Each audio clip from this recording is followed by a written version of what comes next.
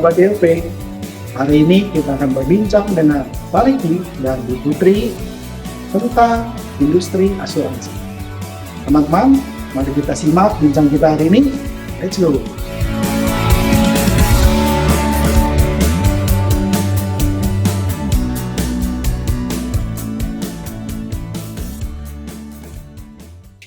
Halo teman-teman, hari ini kita mau bincang-bincang sama Pak Riki dan Bu Putri, sahabat kita di ILP. Kita mau ngobrol-ngobrol nih tentang profesi sebagai agen asuransi. Nah, hari ini udah hadir Pak Riki dan Bu Putri. Selamat pagi. Pagi. Gimana kabarnya Pak Riki, Bu Putri? Baik, puji Tuhan. Puji Tuhan ya, sehat selalu ya. Amin. Nah, ini banyak teman-teman ingin mendengar kisah dari Pak Riki dan Bu Putri.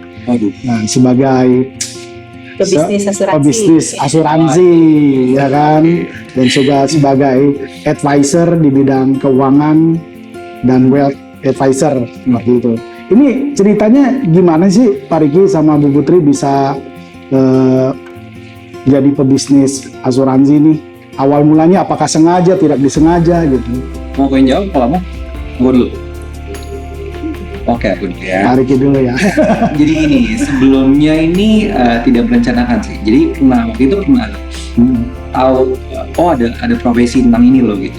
Iya. Itu menurut saya tuh akan saya kerjakan, tapi setelah saya kerja sama orang, setelah bisnis, gagal bisnis lagi, intinya nomor kesekian lah yang saya jalanin. Kenapa? Karena gengsinya kena kan. Masa jadi insurance, maksudnya jarang lah, mikirnya nggak sana. Tapi apa boleh buat, kenyataan yang bawa saya ke sana. Memang kalau jalan Tuhan kita nggak bisa. Iya. Awalnya adalah pada saat saya kan kerja kantoran. Istri saya juga kerja kantoran. Kita dua-duanya product manager. Beda company aja, dia di FMCG, aku di IT waktu itu. Ya, long story short, Nikah ya teman-teman. Nikah. Setelah nikah, hamil, punya anak.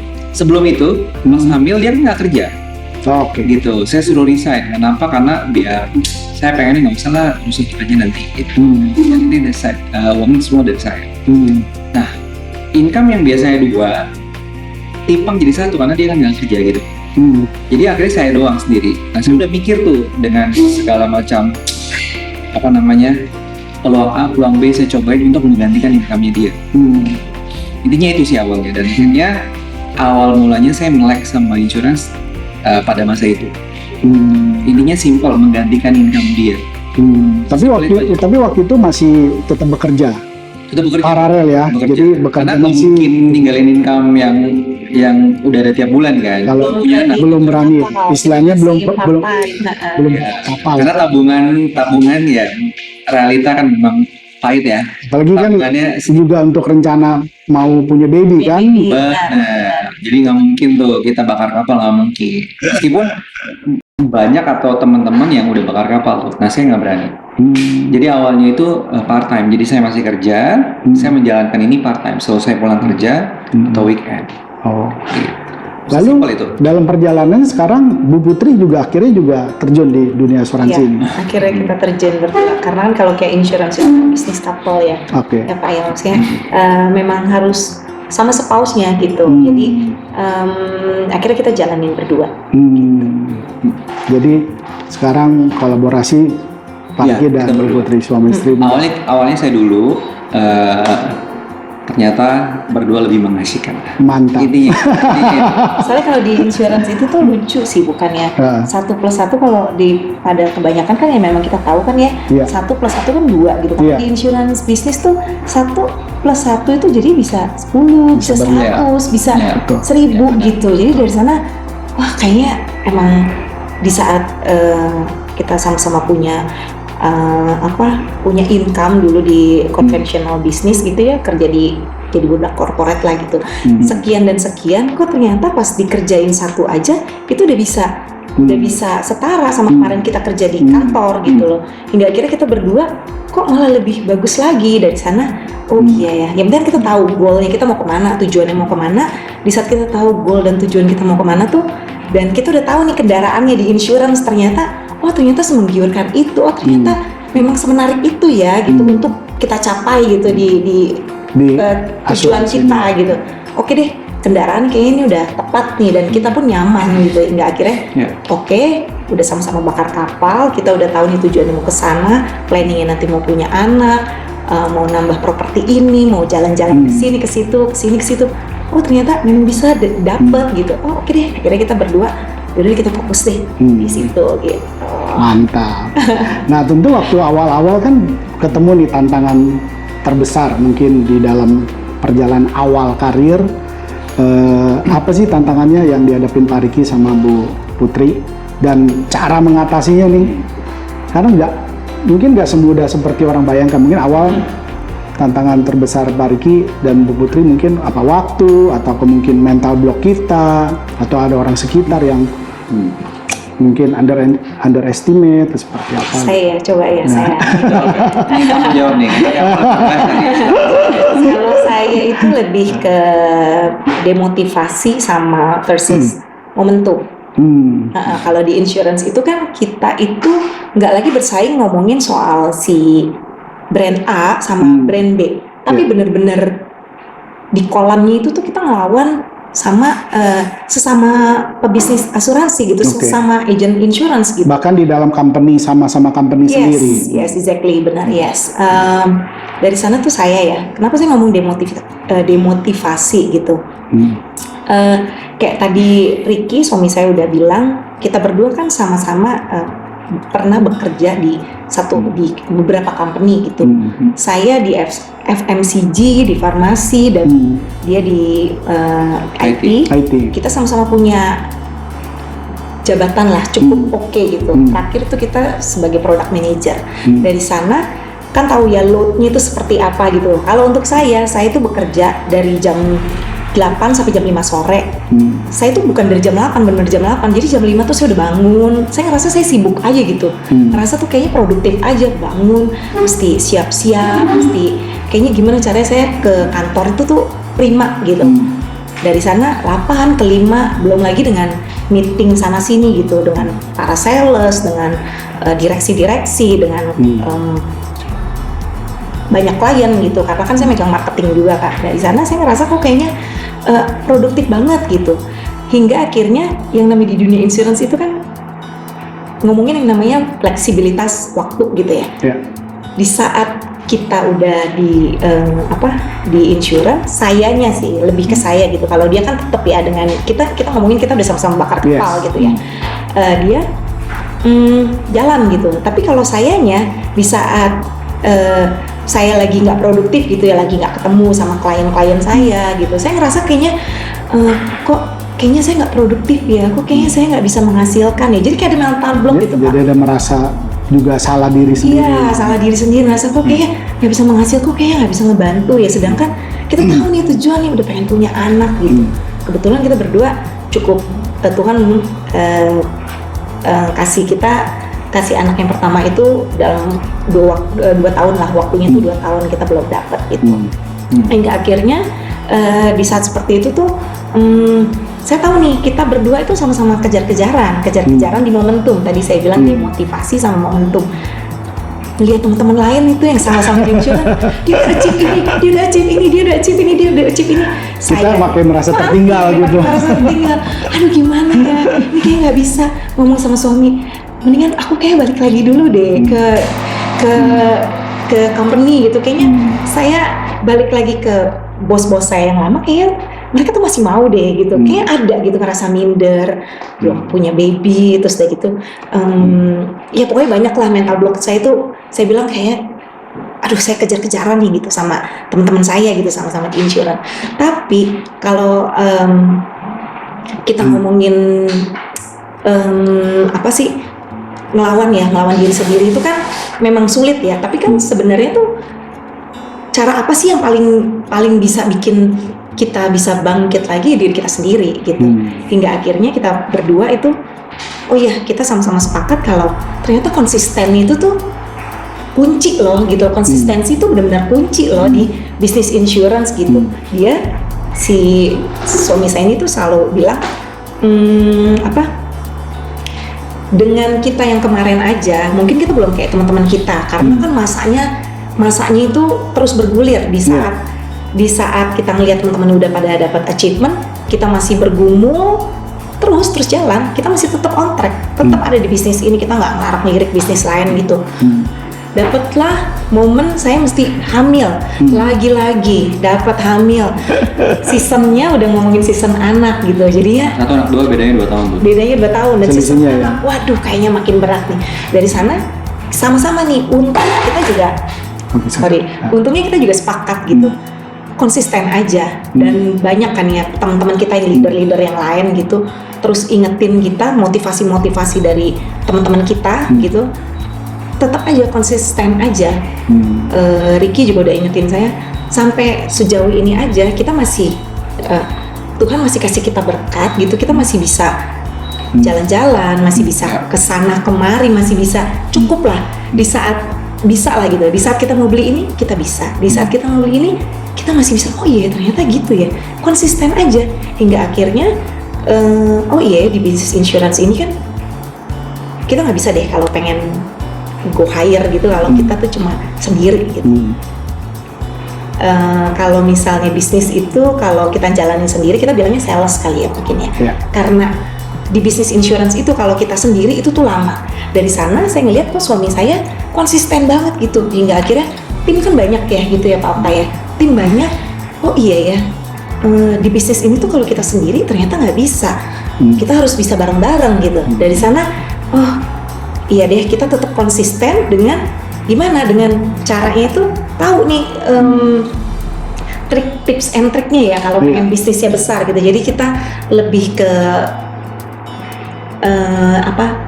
ke tim ya gitu. Jadi lebih banyak waktu kita itu kita konsisten sama bangun tim gitu. Jadi kalau boleh dikatakan tantangan terbesar di awal justru datangnya dari diri sendiri yang seperti itu. Yang mengatasinya mungkin Pak Ricky sebagai pasangan dan juga berarti dalam ini kan mentor juga ya di bisnis asuransi dong. Benar. Suami dan mentor. Suami dan mentor.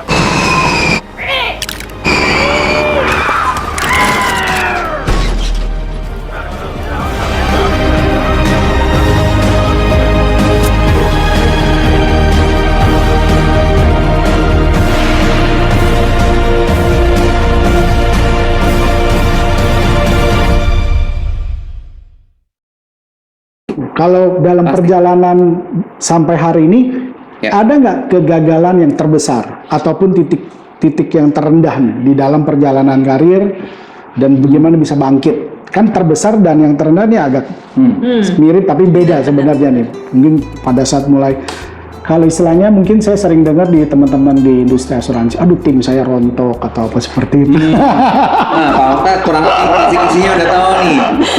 Ya kan? Jadi gini, awalnya kan kita itu nggak suka jualan. Iya.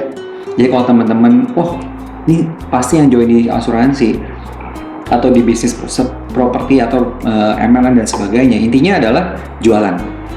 Pasti frontliner yang suka jualan. Enggak, kita nggak suka jualan, percayalah. Kita tidak suka jualan. Kita lebih suka coaching, maintain gitu kan. Kita sukanya itu. Nah di insurance ini tadi udah disebut nih tentang bisnis. Jadi insurance itu bukan jualan ya teman-teman. Nggak melulu jualan. Kalau untuk gini, kalau untuk cari komisi untuk apa namanya, untuk ya lumayan lah, yang penting ada, itu dari jualan bisa. Tapi kalau untuk punya something yang bigger, kayak contoh kita mau beli sesuatu yang rumah, mobil dan sebagainya, itu nggak bisa dari jualan. Simple deh, Pak Okta. Kalau misalkan kita pertama kali join, siapa sih yang mau kita rekrut sebagai nasabah kita? Kita jualan ke siapa sih? Pasti kan ring satu, saudara, teman, bener ya? Iya. Nah, kalau mereka udah jadi nasabah kita mau jualan ke siapa lagi? Udah habis daftar nama. Kita masih mau ke ring 2, ring 3. Mau kemana? Mau kayak, mohon maaf, sales panci gitu, door to door, kesebar kartu nama gitu di setiap mall. Itu old school banget kan? Maksudnya, kita udah sadar nih dari awal, saya udah breakdown bisnisnya seperti apa. Jadi akhirnya, oh enak nih, berarti jualan tuh nggak harus banyak ya. Gitu, jualan tuh cuma sedikit aja, sisanya kita ngapain? Bangun tim, kalau di bisnis konvensional sekarang mengenal kata franchise. Nah, franchise itu kan kemitraan, gitu kan. Semua bisnis saya rasa untuk besar itu perlu yang namanya buka cabang. Intinya gitu. Jadi, nah sama kita di sini juga sama. Kita ada tim yang notabene franchisernya kita, kayak gitu. Nah, kalau ditanya tantangan terbesarnya apa, pada saat istri saya hamil, itu jadi gini, tantangan terbesar tuh diri kita sendiri. Tadi kita udah sebut. Nah, ada yang namanya pada saat kita join, tim juga berkembang, ada tim juga berkembang. Pada saat istri saya hamil, saya sendirian. Itu income semua itu kayak downhill aja gitu. Nah, sementara kenapa saya bilang di sini suami dan istri itu berperan? Jadi gini, saya punya tim atau punya nasabah itu gendernya beraneka ragam. Ada laki-laki dan perempuan, nggak cuma laki-laki. Tim saya juga ada yang perempuan dan laki-laki. Nah, kalau laki-laki saya bisa maintain. Nah, kalau saya perempuan bisa saya maintain tetap. Tapi ada batas-batasan yang nggak bisa lebih jauh ya. Nah, coba saya kasih contoh. Yang join istrinya. Suaminya kerja kantoran, kan biasa gitu. Ibu rumah tangga tapi pengen dapat income, akhirnya join juga. Nah, yang join istrinya, suaminya masih kerja. Tantangannya gitu tuh pada saat mau join field work gitu ya. Nah, pada saat kita meeting, otomatis kan saya meeting berdua. Saya meeting sama istri orang loh ini, gitu kan? Atau dampingin dia prospecting seperti itu. Nah, misalkan gitu kan. Cuman kan alhasil saya akan dampingin dia terus. Sementara dia lagi ngurus anak-anak misalkan. Nah, ada gak pertanyaan atau asumsi yang aneh-aneh suaminya ke saya? Bisa saja, mungkin bisa jadi. Padahal kan ini kerjaan profesional, gitu kan? Apa jangan Bu Putri sering? Karena itu terjadi sendiri Pak sama teman saya. Di saat teman, akhirnya karena saya masih ada seasonnya si baby itu ke Ricky gitu, kayaknya nggak enak nih gitu. Padahal teman baik gitu. Kita dari teman dulu kuliah gitu, kayaknya nggak enak nih selalu sama Ricky aja gitu. Padahal saya malah nggak berpikir macam-macam gitu. Jadi saya mesti jaga perasaan suaminya, which is saya kenal juga. Saya pokoknya kalau misalnya ada spouse yang mau ikut, tapi istrinya duluan, saya mesti kenal suaminya. Biar suaminya ini jaga perasaannya dia juga, aku juga harus jaga perasaan istriku juga. Itu tantangan juga tuh. Itu tantangan yang orang suka nggak mention. Kalau saya sudah sadar, gitu. Ya itu aja sih. Dan itu ada masanya. Oh, saya lebih enak sama Ciputri, sama istriku. Alhasil kehilangan sosok itu, ya udah mau nggak mau. Jadi akhirnya tim banyak yang tumbang. Akhirnya nggak ngejalanin lagi. Nah, kita akhirnya demotivasi secara nggak langsung. Bohong lah kalau misalnya ditanya, nih bisnis omset turun, di semua bisnis ada omset turun, kita pasti langsung bingung. Duh gimana ya? Kitanya sih tetap nih jalan gitu. Terus ngelihat, aduh timnya franchisernya rontok ya tadi Pak Okta bilang. Pasti ada. Ya karena seperti tadi ternyata dia yang join adalah istrinya dulu dalam perjalanan pengen bareng sama Bu Putri, tapi Bu Putri lagi ada season baby kan. Akhirnya perlahan mereka istilahnya petapa ya, pergi tanpa pamit. Muntaber, mundur tanpa berita. Tapi alasannya clear karena memang mungkin ada rasa enggan, dia kan wanita jalan sama, padahal dalam konteks profesional kerja gitu kan. Tapi untuk long termnya mungkin mereka akhirnya entar dulu deh, jadi skip. Nah itu titik terendahnya di dalam awal-awal membangun tim di industri asuransi ini ya, gitu ya. Itu sih.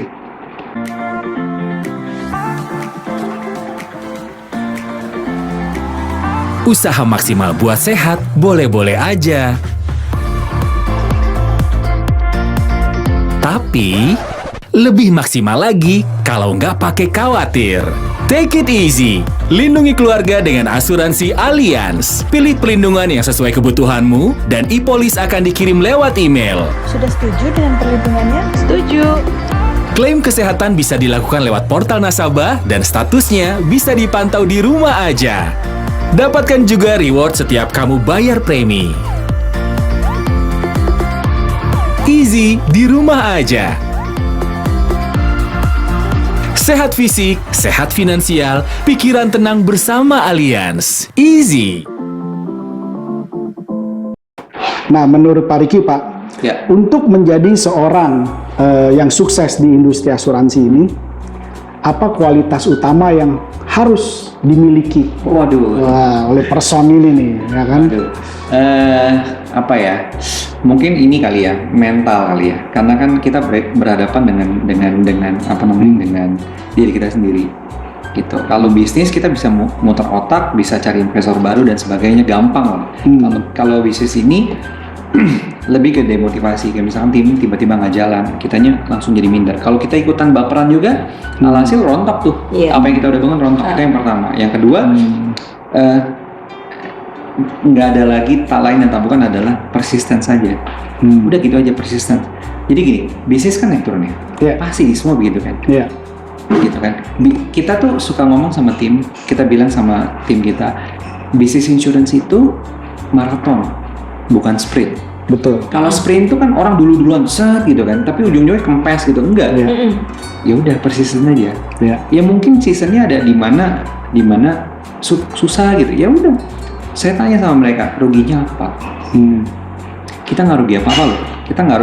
Kita yang namanya bisnis insurance nggak ada stok mati. Kita nggak bayar gudang, nggak bayar karyawan, nggak sewa tempat. Nggak pusing gitu ngurusin pajak. Paling dikasih bener. Wah, Pak Okta. Jangan-jangan Pak Okta pernah jadi insurance sih, pernah di insurance juga nih. Gantian ya kita yang tanya. Gitu sih. Jadi minor lah menurutku. Jadi kalau misalnya ditanya ada yang demotivasi, ya udah kita ajak makan aja. Ajak chilling lagi, jadi mood-moodan gitu. Nah, tantangan yang kedua ini yang apa ya? Karena kita berhubungan dengan people. Ya kan? Kita berhubungan dengan orang, bukan benda mati. Kalau saya dulu di IT, saya benda mati. Gampang nih, tinggal ketik-ketik gitu. Ini berhadapan dengan orang. Nah, orang itu ada banyak. Ada melankolis, ada koleris, ada apalagi plekmatis dan gitu itu ya. Ya kan, ada karakternya macam-macam. Nah, saya harus jadi psikiater juga nih secara nggak langsung. Gimana cara saya menangin moodnya? Contoh orang plekma, saya nggak bisa tuh yang namanya ngotot sama dia. Tapi ketika ngomong sama orang koleris, saya harus tantang dia gitu. Karena kan koleris kan dominan, dia suka tantangan. Nah, itu ilmu itu yang saya pelajarin juga. Jadi nggak cuma metode jualan, bangun tim dan sebagainya. Saya harus menangkan hati mereka. Benar. Itu kuncinya. Jadi tapi kalau kita udah tahu, oh dia tuh lemahnya di mana? Ini orang sanguin nih, orang kuning nih. Dia lemahnya di sini, dia kuatnya di sini. Ya udah, saya jangan senggol lemahnya. Berarti dapat dikatakan bahwa kalau orang ingin sukses di industri asuransi ini, yang pertama dia harus konsisten dan persisten. Konsisten udah pasti. Di bisnis apapun sebenarnya sih. Cuman kalau di sini persisten, ya kan, harus. Itu kayak nomor satu. Nomor satu ya. Dan yang berikutnya adalah harus bisa punya seni berkomunikasi dengan orang lain. Dan memenangkan hati orang. Manage people gitu kan. Baru dia, karena itu diperlukan untuk bangun tim seperti itu kan. Benar. Dan juga mungkin pada saat perekrutan itu easy lah, tapi pada saat coaching itu kan yang nggak mudah. Benar. Yang untuk tetap mereka tetap stay di industri ini dan sama-sama kita gapai goal kita, mereka juga gapai goal mereka seperti itu. Karena mereka pasti kan ada juga Pak, ada juga di saat mereka lagi demotivasi. Nah, kalau saat kita yang sedang demotivasi, sebaiknya gimana Pak? Kalau kita nih, kita kan tadi bicara tim, tapi kalau kitanya yang lagi demotivasi, better kita lari ke mentor ya. Enggak sih, maksudnya gini, kalau kitanya yang demotivasi sendiri, jangan sampai kelihatan sama tim, itu yang pertama. Jangan sampai kelihatan nih, kalau kitanya demotivasi dan kita tularkan itu sama tim, alhasil mereka akan dia nempak gitu ya, menular ya. Orang mentor gua aja demotivasi, ngapain gue? Yang pasti kelihatan, jangan kelihatan. Yang kedua, selesai itu sendiri secepat mungkin. Karena bisnis jalan terus Pak. Bisnis jalan terus, benar. bisnis jalan terus dan juga yang lain terus bergerak, kita nggak bergerak, mereka kan siapa tuh market kita juga jangan-jangan dia caplok mereka gitu kan. Nah, waktu awal bisa bangun kepercayaan orang lain, karena kan bisnis insurance ini juga ada trust, harus ada trust, orang bisa beli polis sama kita.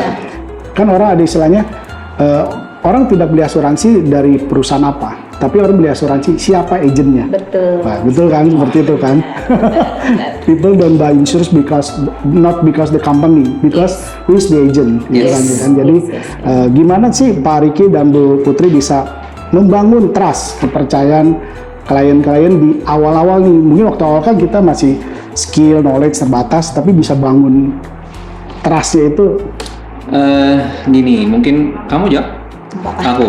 Jadi gini, biasanya kalau kita ketemu di lapangan nih, kita ngomongin jualan dulu deh. Nasabah itu biasanya ada punya keraguan, pasti sebelum beli, karena di Indonesia ini marketnya agak unik.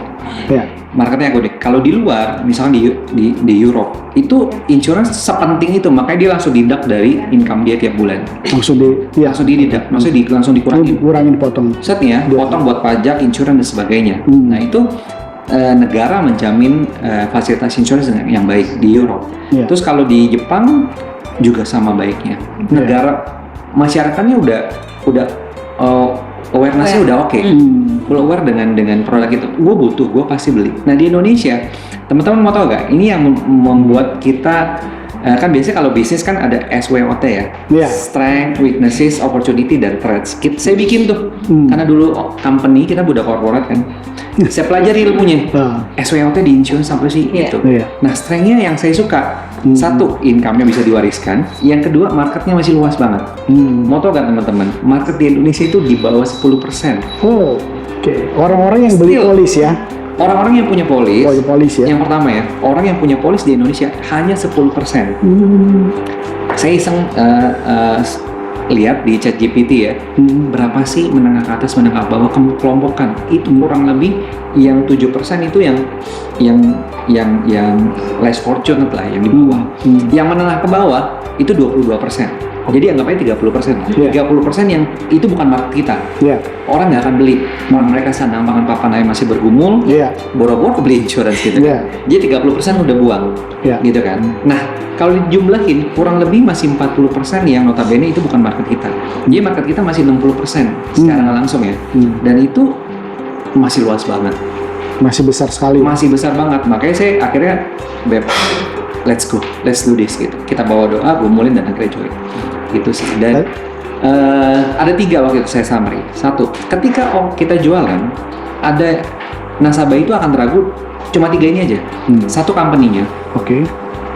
Ragu nih. Ini saya sebut merek boleh? Apa jangan? Jangan.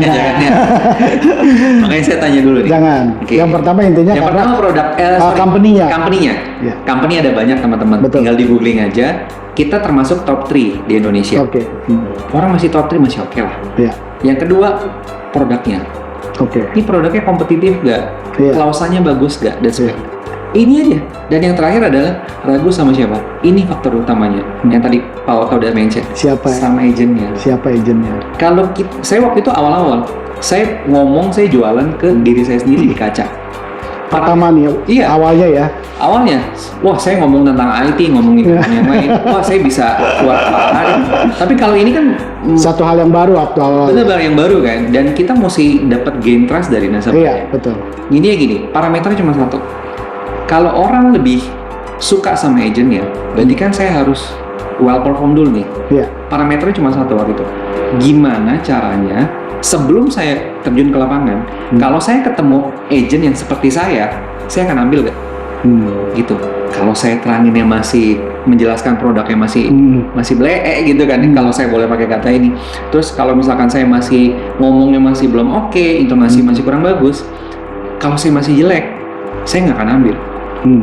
Ibaratnya kalau saya sedang memprospek agent kayak saya, kalau masih jelek nggak akan saya ambil. Orang agentnya masih begitu, dan saya belajar tuh. Sampai akhirnya saya udah oke, kayaknya saya udah di angka 89 nih, baru pede. Kenapa? Karena first impression itu penting, saya percaya itu. Jadi ketemu orang, pasti first impression itu akan melekat. Kalau awalnya udah kurang, nasabah udah minus nih. Contoh, sesimpel janjian jam 12, datangnya jam 12:30. Mau produk sebagus apa, company sebagus apa, nasabah nggak akan lihat. Karena nggak punya integrity, itu salah satunya. Jadi kita mesti siapin kitanya dulu sebagai agent. Kalau kitanya oke, percayalah, nasabah pasti ambil. Mantap. Ini awal-awal ya jualan teman-teman ya. Itu cara bagaimana Pak Riki membangun trust kepada kliennya pada waktu awal-awal menjalankan industri asuransi. Jadi buat teman-teman yang saat ini mungkin baru memulainya, bisa belajar dari bincang kita siang hari ini, dan teman-teman bisa merangkum obrolan kita yang baru saja dipaparkan sama Pak Riki. Bu Putri ada mau nambahin nih? Bagaimana bangun trust di awal-awal? Semua udah terangkum ya? Wah, keren. Jadi teman-teman pastikan orang beli asuransi itu bukan hanya karena company-nya, tapi juga siapa agennya, siapa kitanya ya. Kita harus bisa bangun trust ke mereka bahwa kita jadi sosok, karena pada saat mereka mengalami resiko hidup kan, misalnya sakit masuk rumah sakit atau terjadi amit-amit accident, orang pertama yang diingat kita loh. Pasti, betul. Beli asuransi Allianz, beli obat hingga konsultasi dokter jadi lebih optimal karena bisa dilakukan secara online. Allianz, bersama Anda, kini dan nanti. Miliki pelindungan Allianz sekarang. Nah, Pak Riki, ceritain dong perjalanannya di industri asuransi dari awal sampai sekarang. Yang membuat Pak Riki dan Bu Putri ini lebih menonjol dari teman-teman atau rekan-rekan lain di perusahaan nih, Pak. Apa sih yang buat kita bisa lebih menonjol dari yang lain nih? Oke, mungkin ini kali ya. Kalau ditanya lebih menonjol, saya sama istri Gen Y. Gen Y itu kan gen yang generasi yang hidup sebelum teknologi dan sesudah teknologi. Jadi kita mengerti Gen X dan kita mengerti Gen Z. Iya. Gitu. Soalnya timku ada yang Gen X, ada yang Gen Z. Gitu. Kalau Gen Z melakukan ini, dia akan roaming ketemu sama Gen X. Gitu. Kayak contoh kan kita pakai aplikasi kan, closingnya pakai aplikasi. Ngajarin baby boomer atau Gen X pakai aplikasi, gaptek. Kayak gitu lah. Saya Gen Y, jadi akhirnya nyaman untuk kasih tahu itu semua. Yang kedua, ini yang saya suka, salah satu yang saya suka dari insurance. Jadi gini, waktu kita kerja, saya bilang sama istri saya sebelum menikahi beliau, saya bilang, saya akan bawa dia ke satu negara yang belum pernah saya kunjungin setiap tahun. Contoh, sekarang Singapura, tahun kedua ke negara, kan Singapura udah, yang lain. Ke Turki misalkan, Turki udah, tahun ketiga kemana gitu. Pengennya sih gitu. Kenyataannya karena ada anak terbengkalai ini sama. Ini waktu awal pernikahan awal married ya. Ini perjanjian dari awal. Pokoknya saya akan bawa ke tempat di mana kamu belum pernah kunjungi negara itu sebelumnya. Oke. Kayak gitu. Pengennya gitu, boleh dong. Boleh. Tapi ini bukan rayuan gombal ya, Pak. Biasa. Ada kontrak gitu. Ada kontrak ya. Realisasi. Nah, ini yang saya suka di insurance. Kita tuh dapat reward jalan-jalan di luar komisi, ada reward jalan-jalan. Gitu. Kayak tahun ini, wah kita udah kenyang banget jalan-jalan. Kenyang banget. Ini dapat reward dari asuransi, dari industri. Oke. Jadi dia ada achievement dari Januari sampai Desember. Ketika achieve amount tertentu, dapat trip for free di luar komisi yang kita dapetin. Itu yang saya suka. Nah, banyak ketika kita kerja kantoran ataupun bisnis, itu kita make money, dapat uang dari bisnis atau dapat gaji bulanan. Kita mau jalan-jalan, makan kocek siapa? Kita sendiri juga. Jadi motong kan. Nah, kali ini yang saya suka adalah dapat reward jalan-jalan. Jadi mau nggak mau setiap tahun harus achieve. Biar apa? Dapat tiket gratis. Kayak sekarang nih kita udah dapat puji Tuhan ya, dapat ke Sydney. Wih, selamat Pak. Selamat. Lumayan.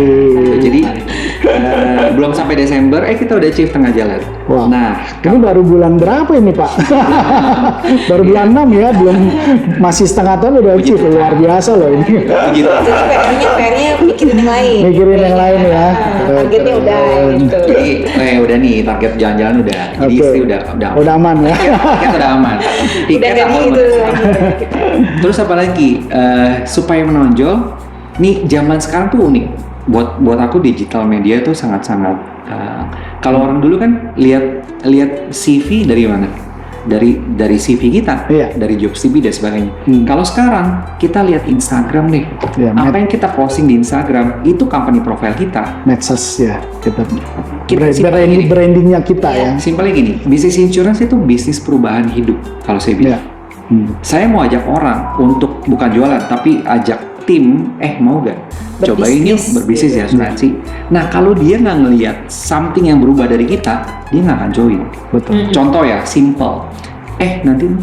Nanti ikut yuk. Kalau misalnya nanti join, bisa nanti let's say bisa punya mobil, bisa punya rumah. Tapi saya sendiri naik motor, misalkan. Ini contoh aja. Every year, tiap tahun, tiap bulan tidak ada perubahan. Saya ngomong 2 tahun, 3 tahun, saya nggak berubah-berubah. Di Instagram saya, ya sambil istri deh, Instagramku juga nggak kemana-mana. Honda tanpa jendela terus ya. Iya, makanya kan kayak gimana cara hidup saya menarik gitu. Jadi buat saya achievement itu harus ada prestasi ya. Biar pada saat kita jalan-jalan posting bukan untuk flexing, bukan, tapi buat apa? Buat kerjaan. Supaya orang akan tergiur sama hidup kita, quote and quote, agar mereka termotivasi dan akhirnya ikutan. Gitu. Gimana cara bisnis kita juga makin besar gitu kan ya? Dan bisa kan bisnis bangun tim besar, betul. Oh ya, sesimpel ini juga Pak Okta. Di sini kan tidak ada 9 to 5. Masuk kantor suka-suka gitu kan. Yang penting achievement dan sebagainya. Nah, sesimpel saya jam 9 pagi baru bangun. Itu saya upload di Instagram lagi sarapan sama anak atau lagi nyiram tanaman atau lagi berenang di saat jam 9 pagi. Orang lain macet-macetan ke kantor, saya lagi berenang. Itu aja, sesimpel itu aja bisa rekrut. Gitu. Jam 9 saya masih dari Tangerang ke Jakarta atau Jakarta ke Tangerang, mungkin yang harus nyetir ya macet-macetan.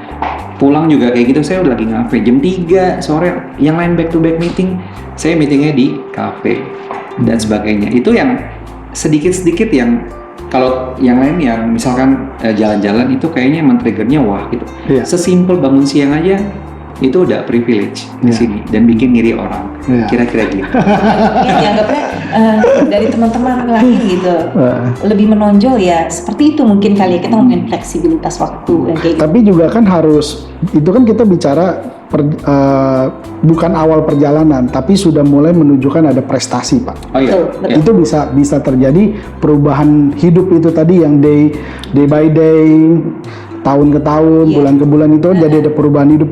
Orang bisa lihat, Pak Riki ya awal mula naik motor, sekarang udah bawa mobil, kira-kira seperti itu kan. Yang lalu kerja sekarang jam 3 sore mungkin lagi main tenis. Tapi setelah orang pengen, tapi orang harus tahu kita juga ada prestasinya. Betul. Seperti itu ya. Dan itu upload Instagram. Sekali lagi bukan flexing, tapi memang kerjaannya itu. Tujuannya memang untuk membawa perubahan hidup untuk teman-teman yang lain. Mungkin kalau dirasa bisnis ini juga senyaman seperti yang kami rasakan gitu, mereka bisa tanya. Kan sebelum kita mau bikin bisnis kan pasti kan juga harus tahu ya maksudnya A to Z-nya gitu. Jadi jangan kayak cuma nyemplung terus nanti tiba-tiba kayak tadi itu mengtaber ataupun ya pertapa ya, permisi tanpa pamit. Kayak gitu.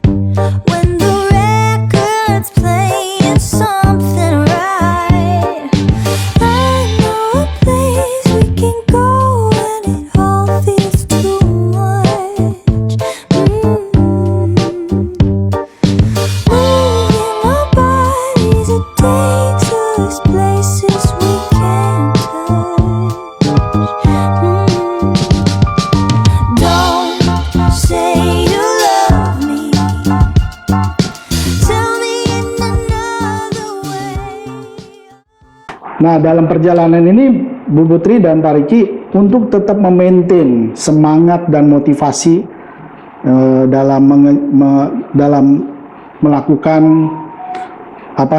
profesinya sebagai pebisnis asuransi, di mana ingin mencapai target mungkin ada saatnya demotivasi atau hilang semangat, itu maintain untuk tetap prima itu, wah gimana?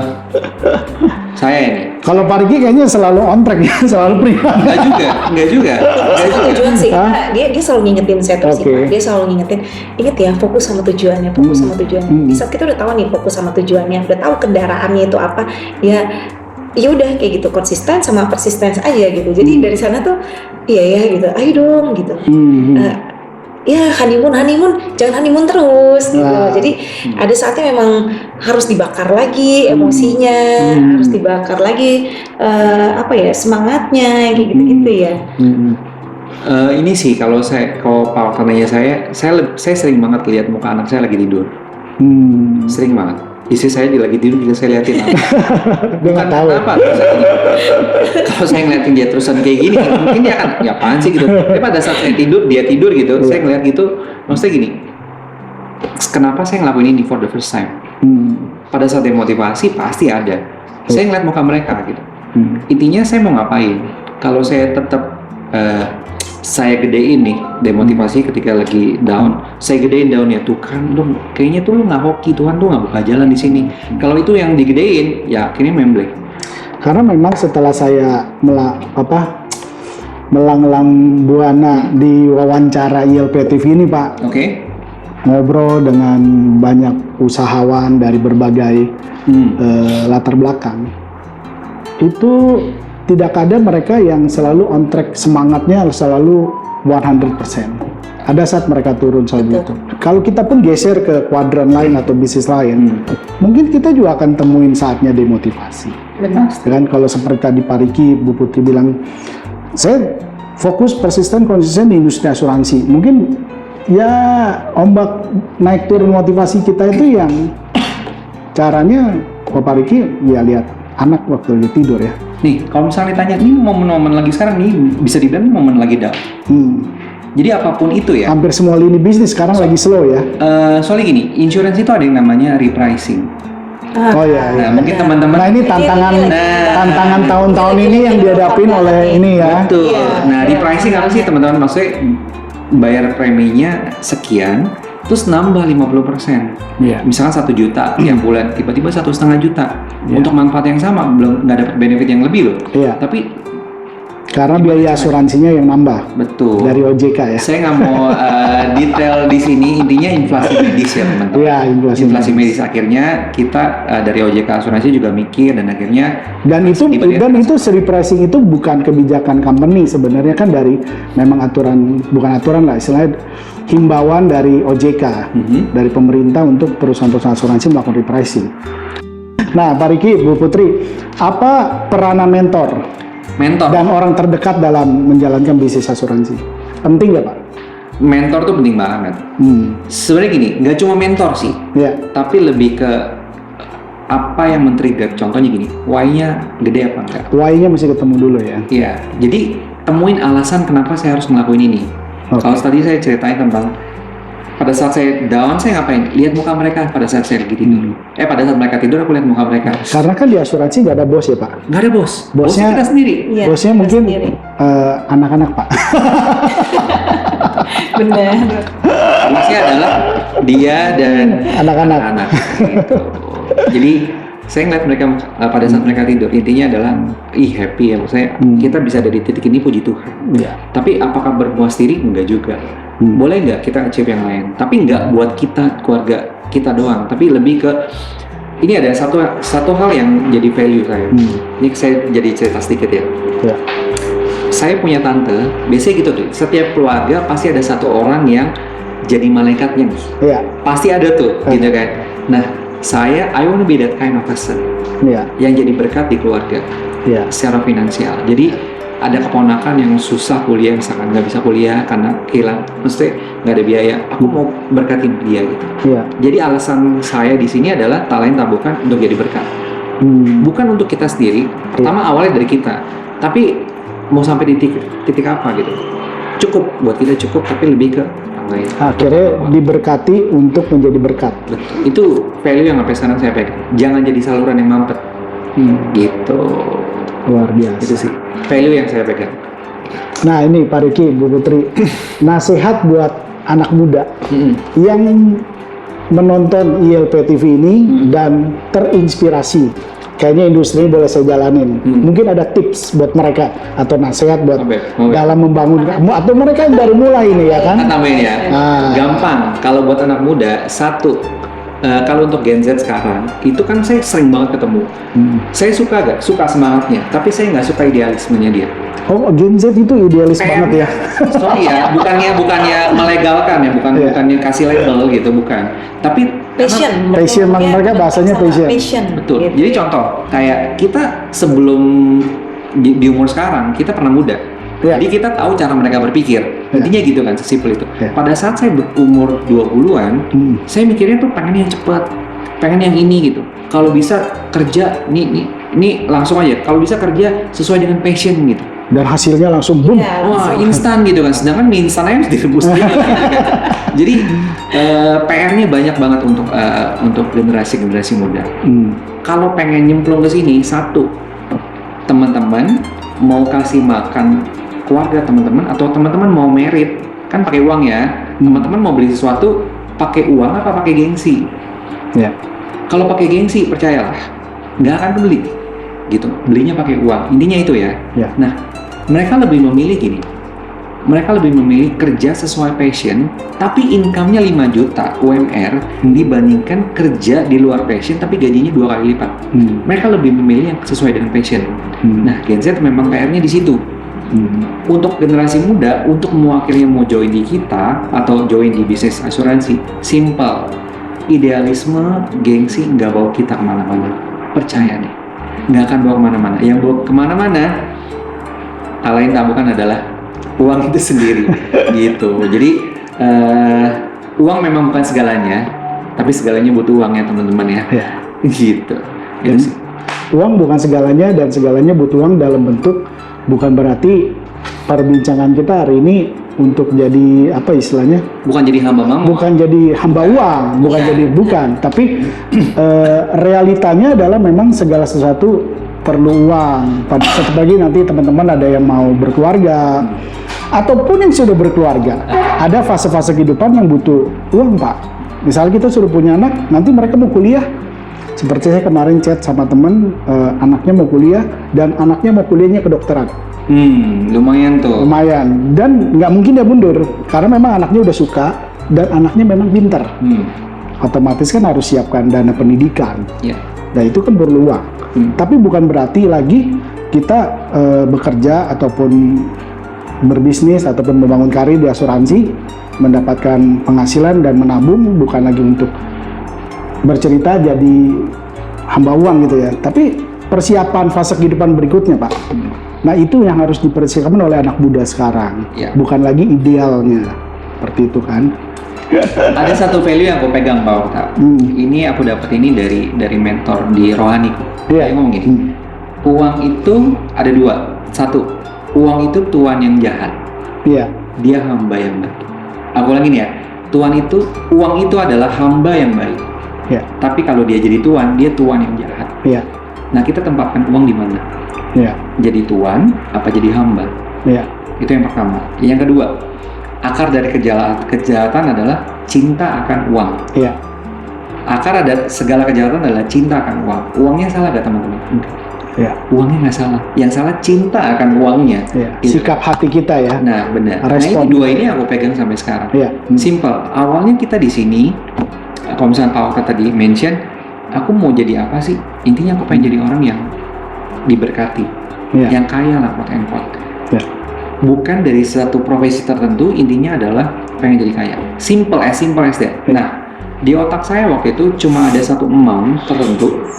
Aku pengen achieve di angka ini. Sebisa mungkin aku akan dapetin ini secepat mungkin dengan cara apapun aku dapetin. Karena Pak Riki dan Bu Putri tahu alasannya kenapa sih harus pasti why-nya tadi kan.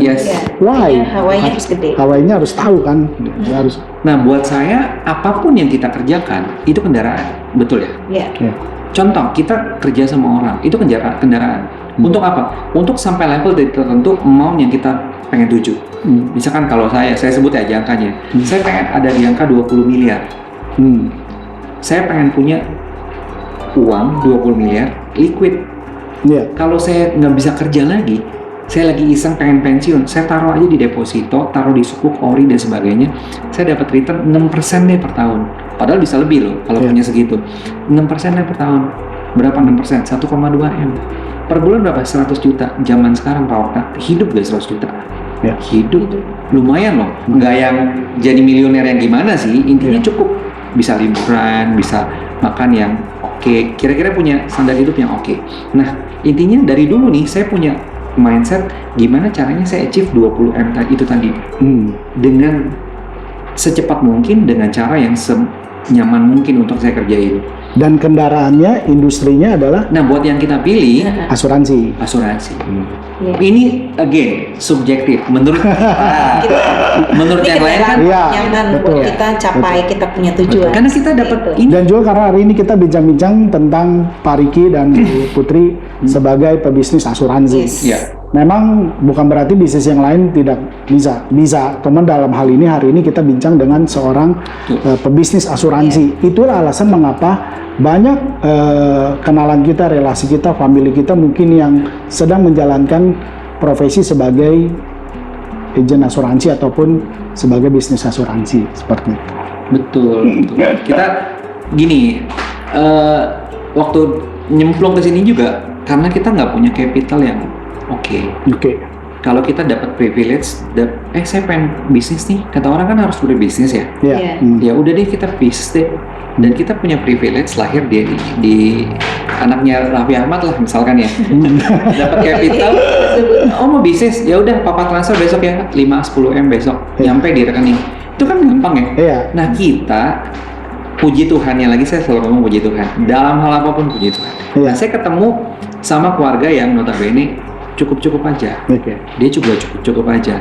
Kita married pakai uang sendiri dan sebagainya. Karena kita tahu papa mama tidak bisa kasih itu. Jadi mau nggak mau kita akan kerja. Dan akhirnya bisnis apa? Pengennya kaya, pengennya punya banyak, tapi caranya atau capitalnya yang seminim mungkin. Akhirnya pilihannya juga nggak banyak. Dan akhirnya puji Tuhan dikenalkan. Dan akhirnya nyemplung di sini. Luar biasa. Waduh, thank you banget nih Bu Putri dan Pak Riki bincang-bincangnya hari ini. Sama-sama. Saya dapat banyak sekali informasi tentang asuransi ini. Saya juga loh. Thank you Pak. Ini Pak Okta udah tahu banyak loh. Belajar dulu Pak. Oh gitu ya. Sebelum ketemu kita wawancara belajar dulu nih. Nah juga ya. Asuransi apa nih? Narasumber ya. Oke. Thank you loh waktunya Bu Putri dan Pak Riki ya. Terima kasih ya buat juga. Sukses buat Bu Putri dan Pak Riki. Juga buat teman-teman timnya di industri asuransi. Semoga mereka semua bisa berhasil dan mencapai prestasi dan mencapai goalnya. Ya, kalau bisa lebih bagus. Amin. Amin. Oke teman-teman, bincang kita hari ini sudah usai bersama Pak Riki dan Bu Putri. Pastikan teman-teman stay tune di channel kita untuk kita boleh dengerin video-video berikutnya. Yes. Mantap.